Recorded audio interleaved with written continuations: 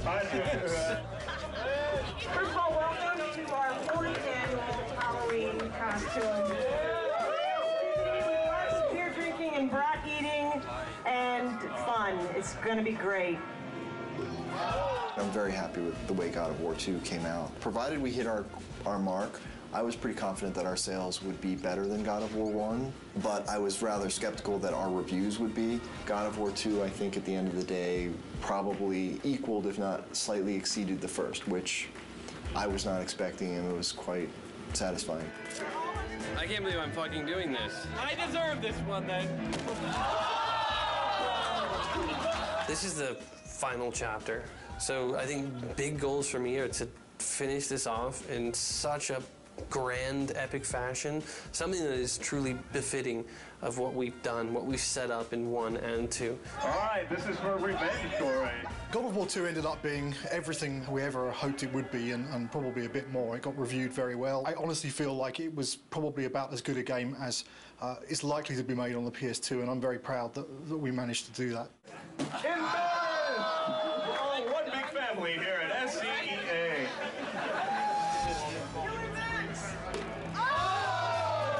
Once you start something, you gotta finish it. So that's the way I look at things. God of War 3 is gonna be the conclusion to the story. My hope is to make the best effects I can on the last one. When I think of God of War, I think of the best action platformer out there right now. I think other games and other companies look at us and go, how are they doing it? How can we make it like them? And that's rad, because I've totally been at the company where we looked at that game and went, man, how do we do that, you know? My main hope is that it escapes the destiny of sequels as well as God of War 2 has escaped the destiny of sequels. I'm going to be satisfied if we tie it all up and we can kind of close the book. We're past the stage of figuring out what we want to do. We're now in the early phases of sorting out the how we're going to do it.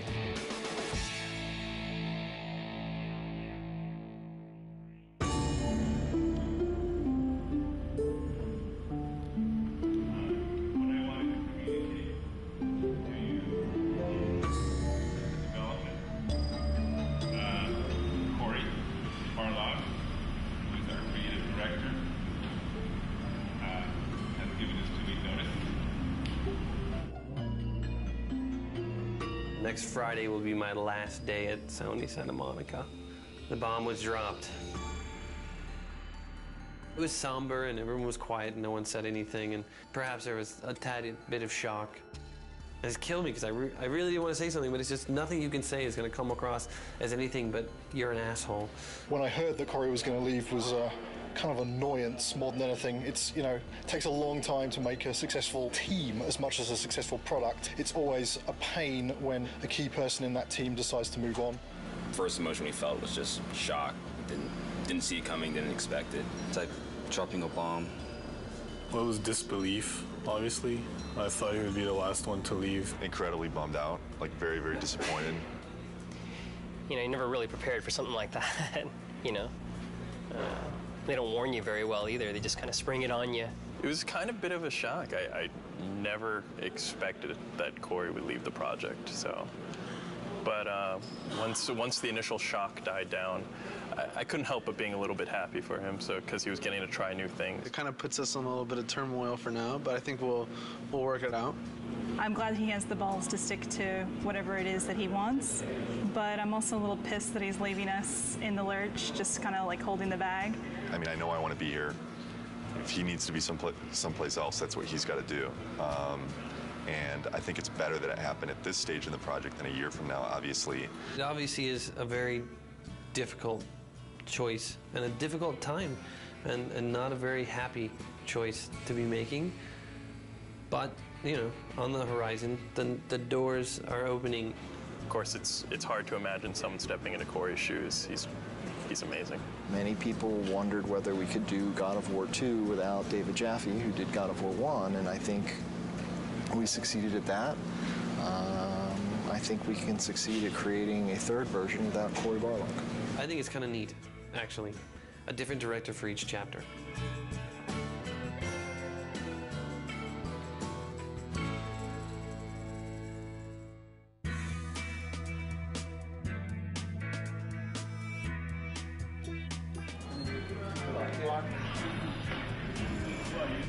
I have chosen Stig Asmussen to take the helm. When I became director, there was a very warm response from the team. I got a lot of tons of support, and I mean, so far everybody's been super cool. I look back on how Corey handled things and how Dave handled things, and I draw inspiration.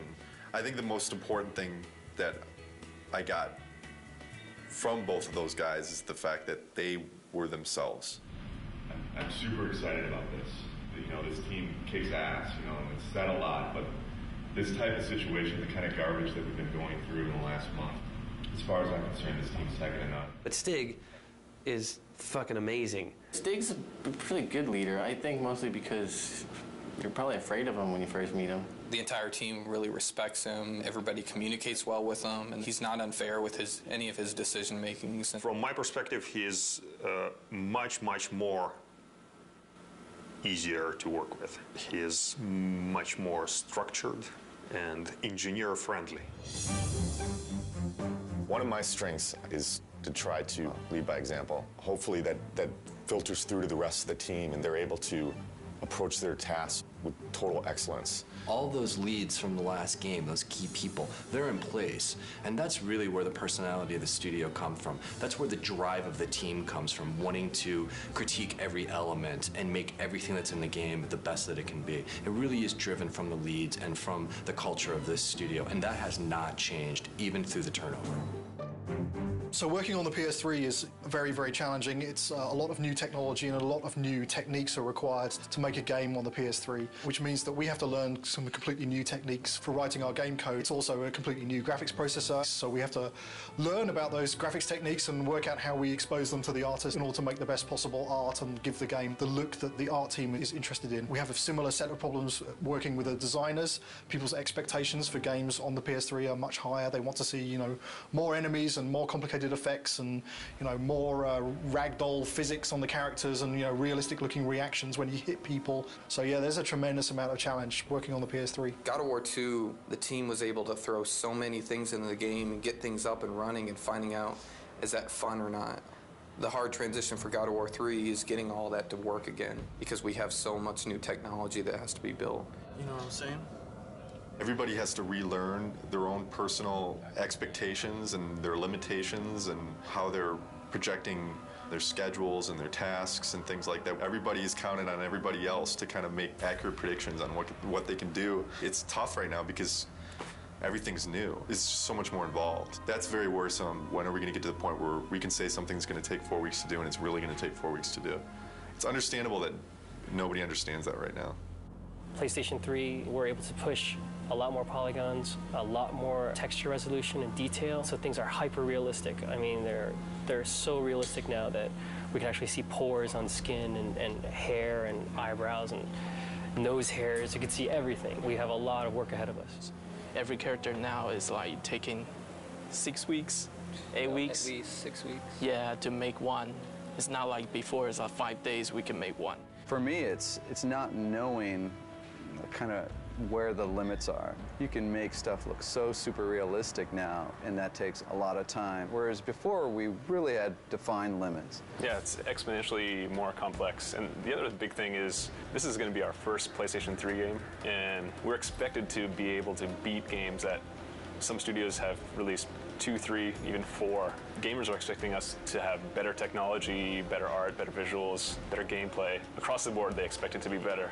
And that's pretty intimidating in itself. We're going crazy with the detail. When it's done, I think it's going to look incredible. You're going to see Kratos do a lot more subtle movement, more facial animation, things that the human eye just, usually takes for granted, but now we can include all those things. The things that we can actually accomplish are starting to now really become things that are only limited by our imagination. With the new hardware and the new system, we're able to kind of start pushing the player experience and creating like a much more kind of cohesive world.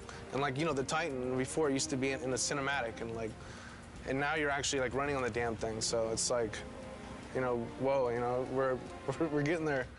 Titans, we've never done anything like that. They're pretty crazy. It's insane.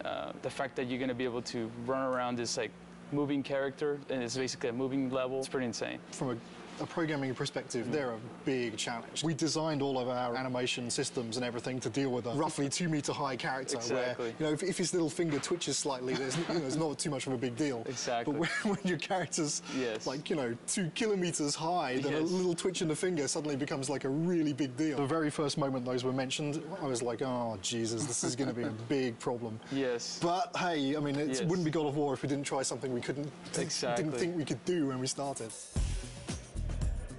Because I'm very proud of this game and you guys, I've invited a storyteller friend of mine to come in our walkabout. So Stan Lee is going to join us today and check out your work. This is such a cool time to be just walking around the studio and looking at things as they're coming online. Every month, we do a walkabout, and it's largely for the team to kind of, review each other's work and, and really compliment each other. It's a big studio now, there's like 80 people here, and really it's impossible to keep on top of everything that any given part of the group has been working on. It's an opportunity for everyone to see what cool stuff has been going on in the studio. It's a good way of making everyone realize that they're part of a big machine at this point. Plus, everything looks better after you had a couple beers, so it helps to make your stuff look better. Everyone's out to get Kratos. These are all Olympus, the gods, and they're all bad. All the gods are bad, except this guy who's tormented. Yes. He's great. His line is, in the end, there will only be chaos. And then the next game you do is called Chaos. That's a great sequel. There you go. Zeus's brother Poseidon. Terrific drawings. Hera. Yeah. I love to write dialogue. Maybe we could try something new. A video game with lots of dialogue. I'm sure it would sell like a bomb. And I love the way this hand is there. Oh, gosh. Oh, yeah, and then when he moves the hand, we'll like make that to kind of get destroyed a little bit and get all kinds of dust flying off of it. This is one of the best things I've ever seen. Cool. That is beautiful.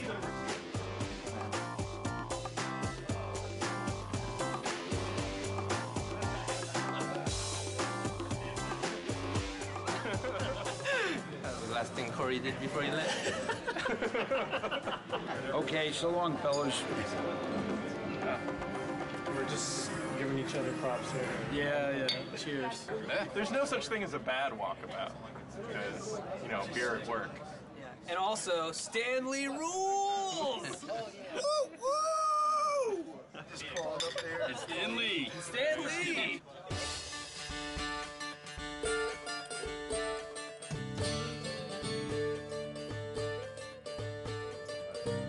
I'm fine with it as long as we make it seem like it's in-game as much as possible. I'm still learning every single day, and I imagine that process won't ever end. And there's so many things that you can learn from every individual on this team.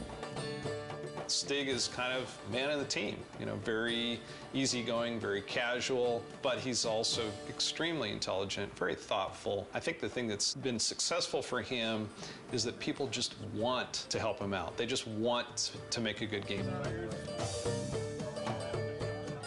Stig just keeps pushing along. He's got 2 brand new twins at home, and yeah, it just keeps on going. He's got this other baby, this big baby on his back right now, so he's doing great. Since last Halloween, we made a lot of progress. We got the story of the game done. We've got the whole design direction completed. 3 months from now, we're going to be doing our press event. Everyone gets to go home early! The first couple times when Stig addressed the team, it was so clear how nervous he was. He would kind of stumble on his words, and he'd literally, turn red, like a stoplight. It was really kind of endearing. But then to watch him sort of evolve, and honestly, I think I was a little bit concerned that, our game director is our public face. And we actually gave him, some media training. And Stig actually asking people, he says, honestly, I don't want to think about all this stuff. I just want to be myself. Is that okay? And they said, you know what? Absolutely. That looks good. Oh, wow. So that's how tall Kratos is. He's probably closer to the size of this guy. Will is our stand-in Kratos when Kratos isn't here. I'm about as close as you can get. We picked the venue and the location for the spot, and we brought all the media here. We have something like 60 people here from the media. I can't wait for them to see the actual gameplay. These guys are going to be thrilled. Love Kratos. Kratos is hot. nice to see if he ends up a god or destroying Olympus. I do love the violence as well. You know, the women are very beautiful in the game as well. I can't wait to see what new characters they've brought to us, what new enemies, and I'm really excited. I also want the sizzle, you know? Maybe we can just focus it in a little bit more. We can play with that a little bit. Yeah. The development team has worked so hard on this project, so it's really fun to see when all their hard work comes to fruition. I'm going to get through the first couple slides up here, and then I'm going to start to walk around. Nobody has seen the gameplay outside of our studio, so this is going to be the first time. Want to get this over with. I'm nervous, but I'm also excited about this. I think we've got something really cool to show. I'm looking forward to seeing people's reactions. Can we play it? This is our first big kind of press thing. There's definitely some nerves with that. Anxious. I'm definitely anxious. The best thing that could happen today is people think it's awesome. You know, it totally kicks ass. The worst thing that could happen today is that people just flat out think it sucks. I don't think that's going to happen, but you never know with these media people.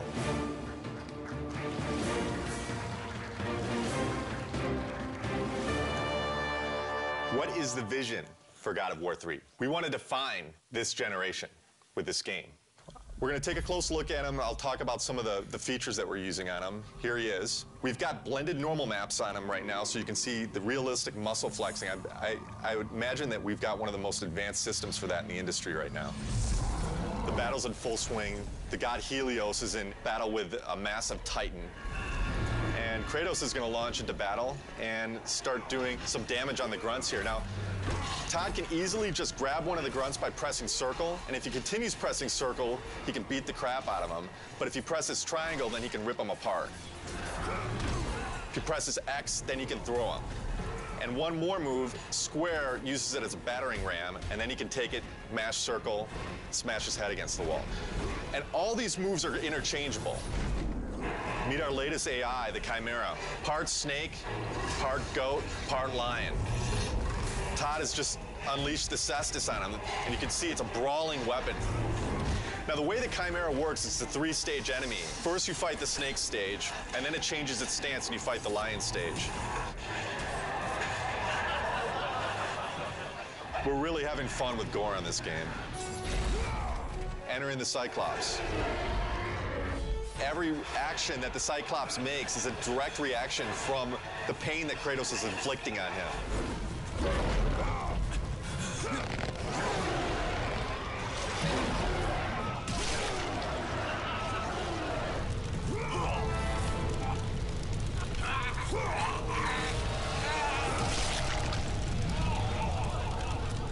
Well, that's our newest upgrade, the Helios head. It can be used to reveal secrets.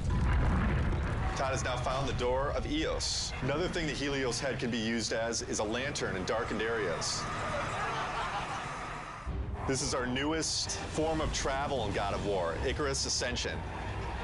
Todd now has full flight controls over Kratos and basically dodging gameplay.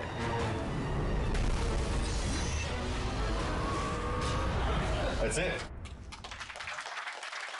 Oh my God, fantastic. It was great. It was phenomenal. I mean, like, I thought that I had a concept of what it would be like, but this pretty much blew everything completely out of the water.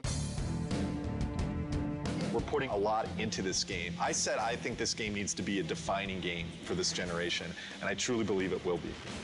I can't comment on what the future holds for the series because, you know, I'm focused on God of War 3 right now, but this is God of War is, this is it. This is the end of the story. We got a lot of work to do, so there's no time for relaxing, that's for sure. E3 is obviously a big thing. We got to get this playable to the public, what we just showed on the demo here. We're in pretty good shape for that, but we got to get the game done. We still got a lot of work left to do.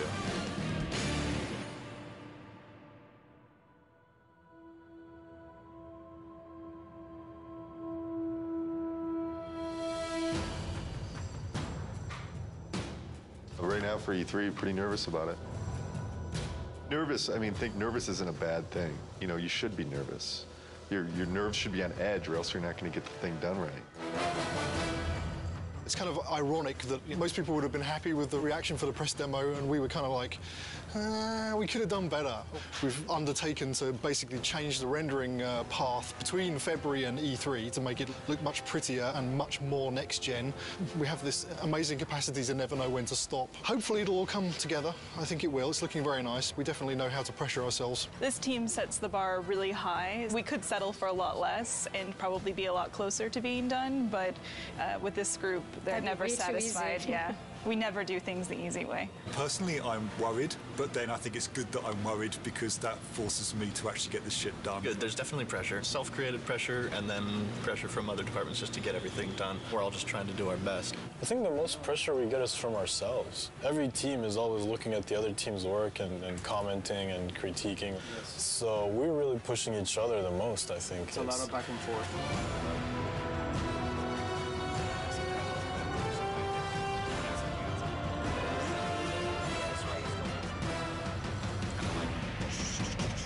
The following week, it's absolutely nothing moves because we're going to need to take every freaking second to make sure it's stable and we are at frame rate. So, stay with that. You want to just... The dead soldiers on the ground aren't in the poses? Nope, and they don't have blood streaks and stuff in here. Tyler's doing blood streaks. Alright, so we need a book over here then. The inactive mode would look like kind of like it does right now with the book shut. The active mode, the book would open up and would have like a glow around it.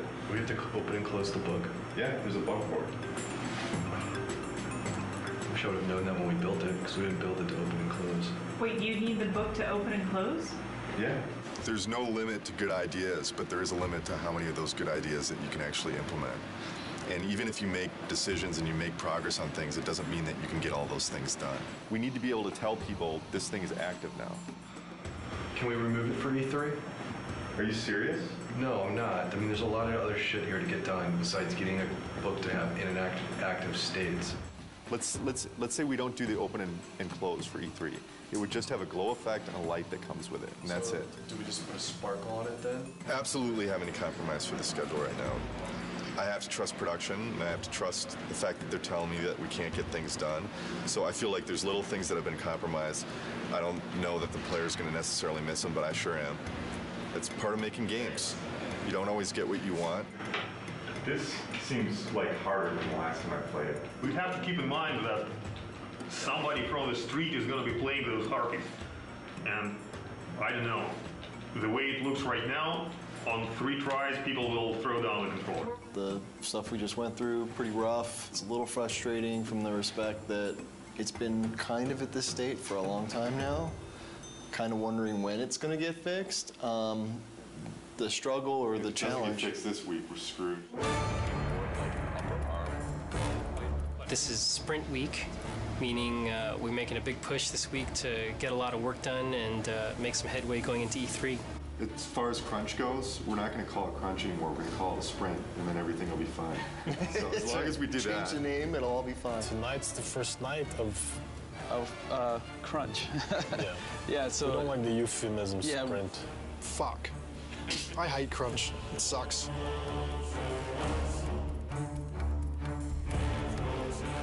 Right now, I'm creating a new build, and hopefully that will enable the rest of the studio to then continue working on the awesome content that they're creating for E3. They're definitely waiting on me. Definitely. As far as my end, I feel I'm okay, but then at the same time, I kind of feel like I'm waiting on technology a little bit to kind of come online. We just have a ton of bugs to fix. We're getting new technology right now, and the lighting's kind of broken, fog's kind of broken, so we're just trying to kind of survive, fix all our bugs, and get all of our tech in place so we can get this thing done. You're sprinting now. Yeah. Tonight's the first time the team has worked together as one, and there's a certain kind of level of excitement that goes into it and dread because we're still working, but it's a fun group to be with, and we're trying to get stuff done. You know, we can only do so much, right? And we'll just try to do as much as possible, as quickly as possible, and that's it. Hopefully we end up with something pretty cool, though. This is the biggest E3 we'll ever have. Everybody wants to still see if Santa Monica still has it.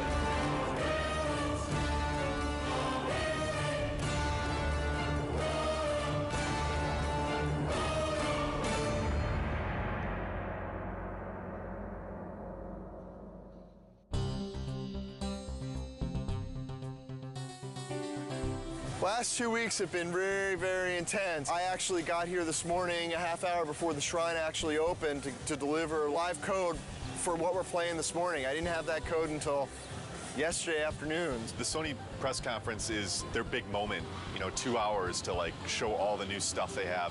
And it's going to be broadcast on live TV and web. And we're going to end the show with God of War 3.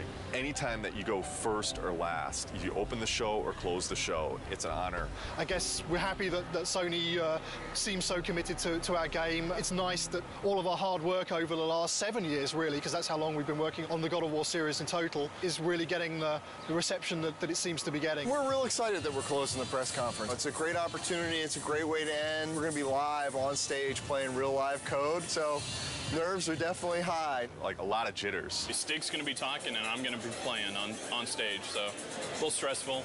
Got to take the edge off a little bit. Headlining scares the shit out of me. I've never done something this big, standing in front of 2,000 people or however many it is.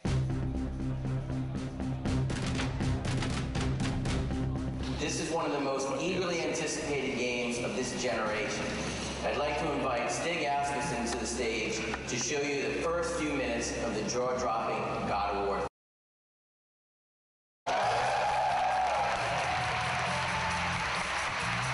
We at Sony Santa Monica Studios are excited to be able to present this live demo of God of War 3.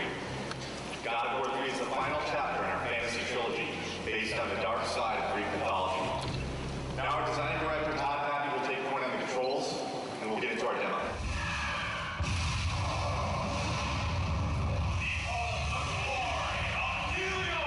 I'm really anxious. I'm really excited. This is a really important moment for the team. It's important for the game. I hope that we make the impression that we always strive for.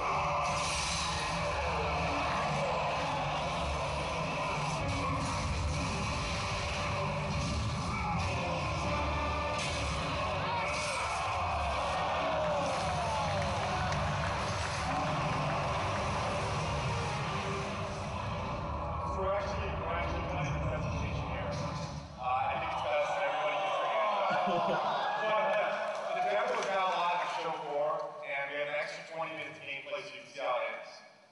God of War 3 is due for release March 2010. Thank you. One line. Amazing, fucking awesome.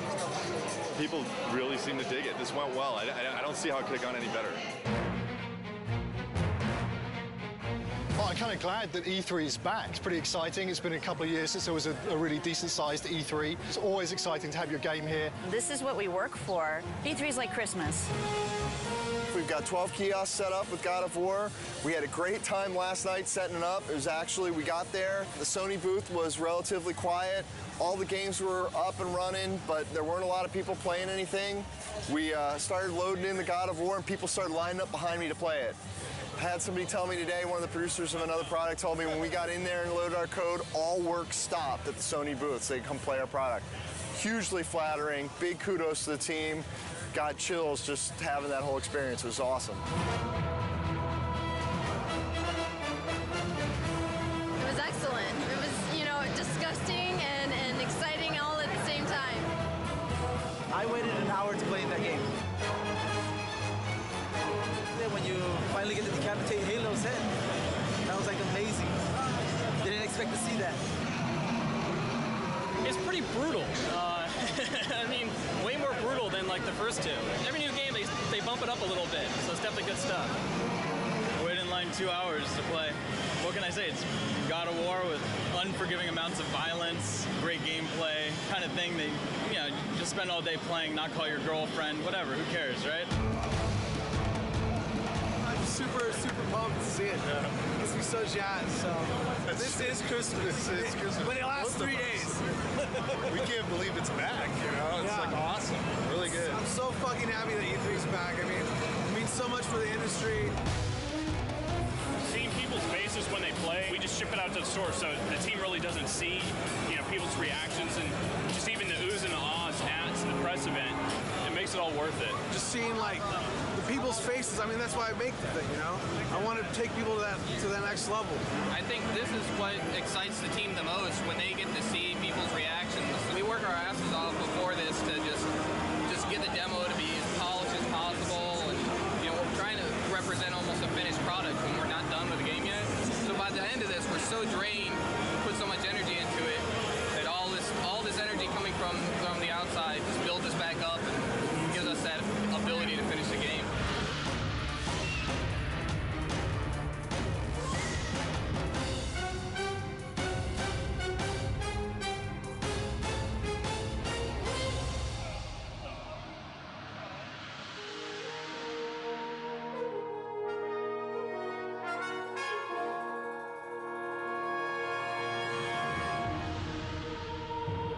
E3s was a huge milestone for us. A lot of publicity, a lot of great feedback and great exposure. E3 was awesome. I have to say it went very well. Seeing all the fans and watching everybody play totally put us in a different mindset coming back from that. You really get locked up and don't really see people's reactions working on something for so long, and going and seeing people line up for your game, that's more than you could ever want, you know? It just kind of invigorates the whole team into coming back and working on something and wanting to put your heart into it and making it even better. I think we did a good job with it at E3.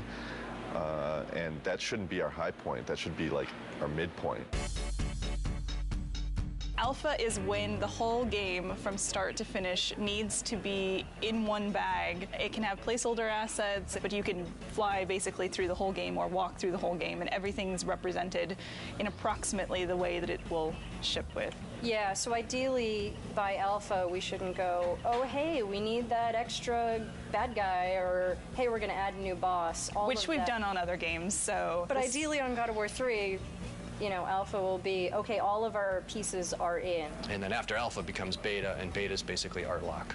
I want to make sure that when I'm playing the game, I've got a smile on my face. You know, I've played God of War for the last 6 or 7 years of my life now. As long as I'm got a smile on my face, I think there's a good chance that that's going to translate over to the fans. If you kind of take a look at this here, you can see this character that's the size of the Sears Tower, roughly. It's about 1,500 feet tall. It's a different kind of boss battle. Kronos is more than Gaia, is more fully alive, and you're more fighting on a character that's moving around. So this has been very tedious and challenging and time-consuming to put this together, but I think at the end it'll definitely be worth it, and people will feel like they're playing something they never played before. Kronos will actually thrust his hands forward and do a scrape and leave his fingers there, so that you can actually attack his fingernails. We'll have a breakable on the fingernail, and then the fingernail will bring up a circle prompt. You'll grab onto that and in the CS move, and then basically do a struggle and then rip it out, and it'll be kind of a gory, cool, memorable moment. We actually want to make this awesome. We want to make this gameplay super exciting. It's going to be everything people expect from what the Titan fight should be. What are the big tech issues, Chris, that you need support on? The only big tech issue we need support on at the moment is the issue with the collision. The more static you can get him, the more precision you will get in your CS move. The problem is that since it's a skin collision, the skin itself is not just a non-deformable object that you can rely on to not have change from one frame to the other. That's the biggest issue we can have.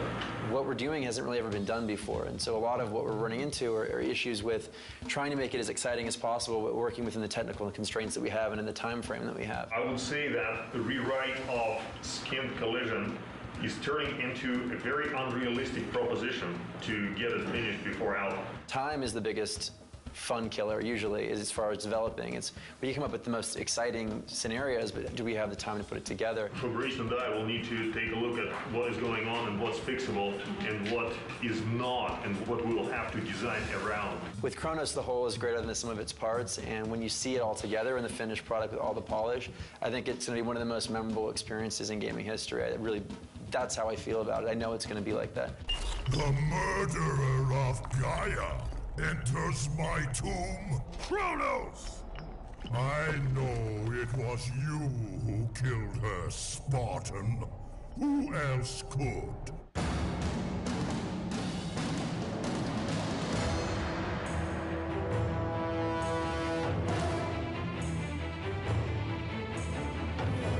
About a month back, maybe 6 weeks back after Alpha, we were looking at the end of the game and we felt like there was a lot of fighting and it didn't really tie into the story. We had a couple brainstorming meetings and we came up with this idea that it would be really cool to go inside Kratos' head. Because that's where the struggle is really taking place. The story's really never done until the game ships.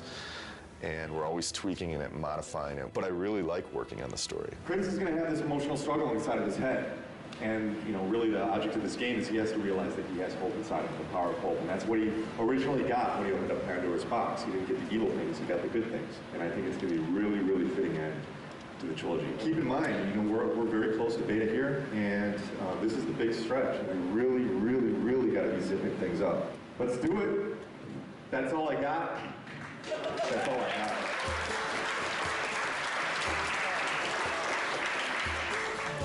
This is the third Halloween. I think for many it's probably a big relief. We're less than 3 months away from being done. It's been 2+ years. It's been an incredible journey. We've overcome so many pitfalls along the way with change of personnel, project redesigns. Despite all that, we've managed to continue to elevate and continue to push ourselves and continue to make the best products we as a team can do. And I think God of War 3 is living up to that.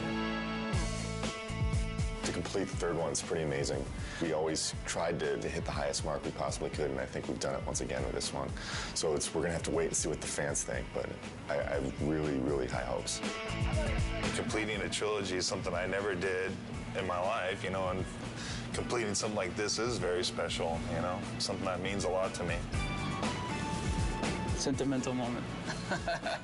This is truly one of the best teams I've ever worked with. I mean, across the board. I've worked with teams that were really strong on the art side, or really strong on design, or really strong on technology, but this is the only team I worked with that fires on all cylinders. The team faced a lot of challenges. The interesting thing is that this team has always faced challenges, and it sounds kind of cliche, but they're really good at facing challenges. Yeah, I agree 100%. You know, I mean, we've discussed a lot. Obviously, we've gone through a lot of different changes, and the team always, I mean, you can put it any better, but they always rise to the challenge.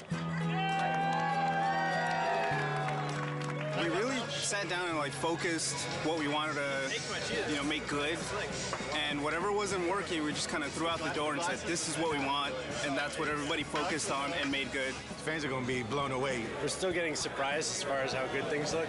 The game's awesome. It's gonna be good. Been working with Kratos almost 7 years. I've learned a lot. He's taught me a lot. We've had some good times, but it's time for him to go to bed for a little while.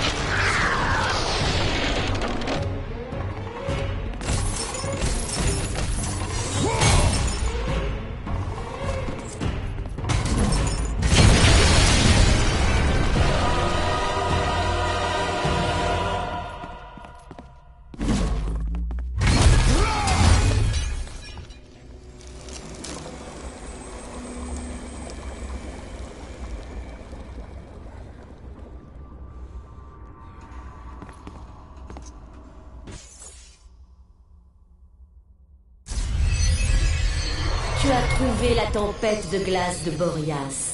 C'est la clé pour débloquer le labyrinthe.